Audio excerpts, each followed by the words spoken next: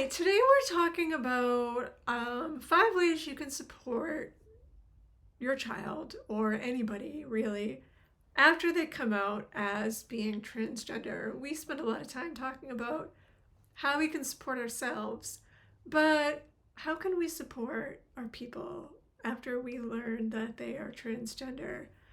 And one thing I want to just mention is that when you learn somebody is transgender, it's a very overwhelming time in your life, and it's a very overwhelming time in their life because sharing with other people that you are transgender is a very vulnerable thing. And so you want to ensure that however you're feeling about that, which all your feelings are valid, um, unless you are not loving and supporting your person, in which case that's a whole different thing. You want to be keeping your emotions and feelings separate when you are having interactions with your person. The what you want to be expressing in all of those interactions is love and support, which brings me to our first way to support your person is to keep loving them the way that you always have. Your person is the same person they were the day before they told you that they were transgender and will be for every day for the rest of their lives.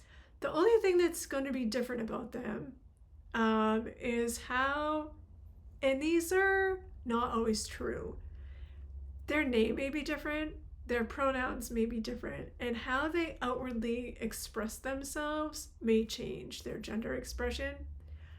That is not always true.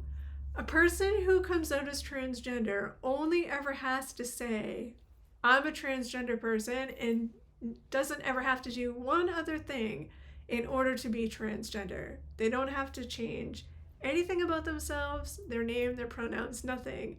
And they are still a transgender person. Now, they may change their name, they may use a different set of pronouns, and they may change their outward gender expression. They may get a new hairstyle, they may wear different clothing, but that is not the thing that makes them transgender, okay?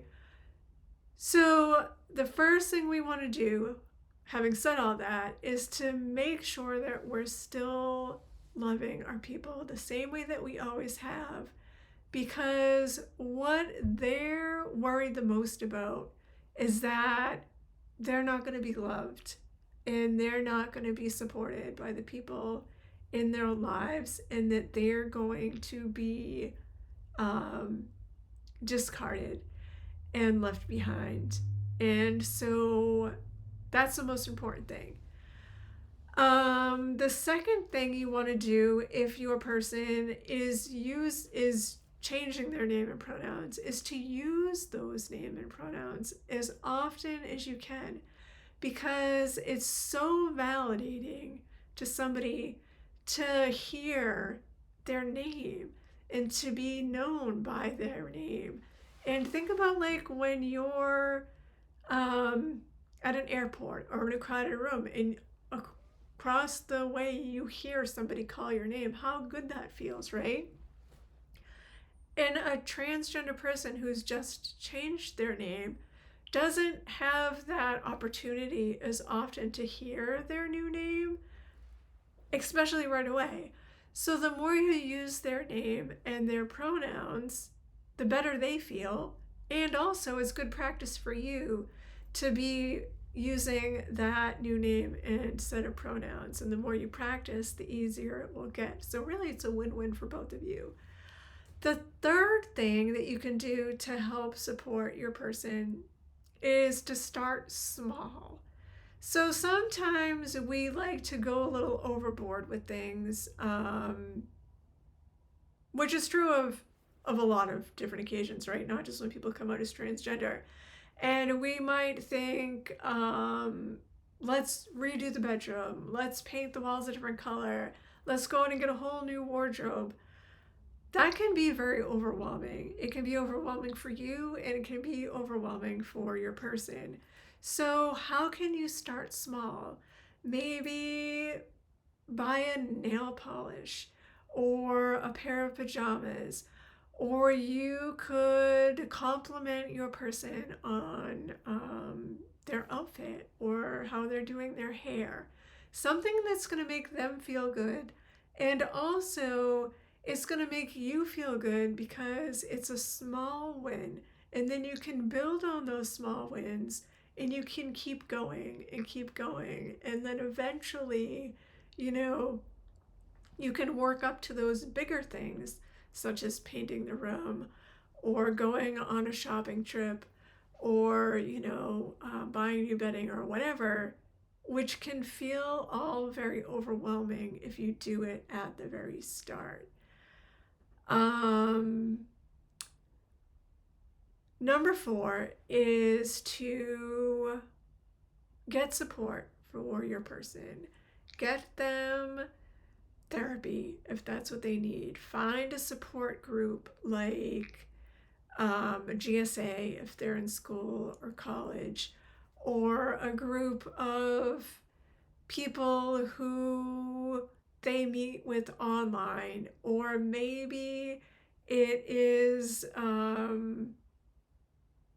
some kind of an organization that can help support them in the way that they're going to need that you're not going to be able to provide, because what they're going to need is the support of other transgender people to answer questions that they have about what it's like to be a transgender person, what it's like to be on hormone replacement therapy, what it's like to deal with airports and name changes, and where do they go to do X, Y, and Z. Questions that you will not have answers for. You're going to probably have a lot of the same questions, but you certainly won't have those kinds of answers.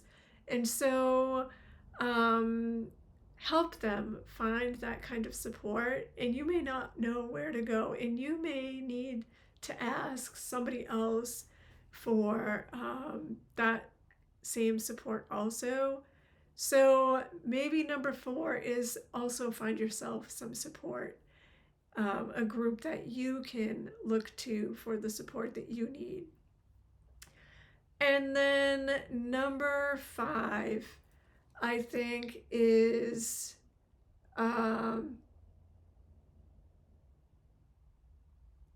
go slow.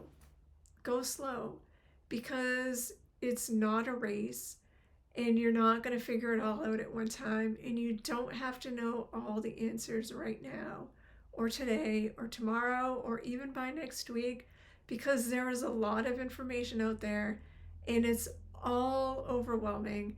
And what's going to happen if you try to figure it all at one time, you're going to feel like your head is spinning and you're going to overwhelm yourself and you're going to feel like just throwing your hands in the air and quitting. And so take it day by day. And sometimes you're going to have to take it minute by minute, because it's all going to come rushing at you. And then on top of all that, you're going to have all the emotions that are going to come flooding at you. So it's okay to go slow, and it's okay to take it one step at a time, because you know what? Your child isn't going anywhere, and you're going to be navigating this journey for the rest of your lives together. So I hope this video has helped, and if you have any questions or want to talk about it anymore, feel free to reach out and we will talk again soon.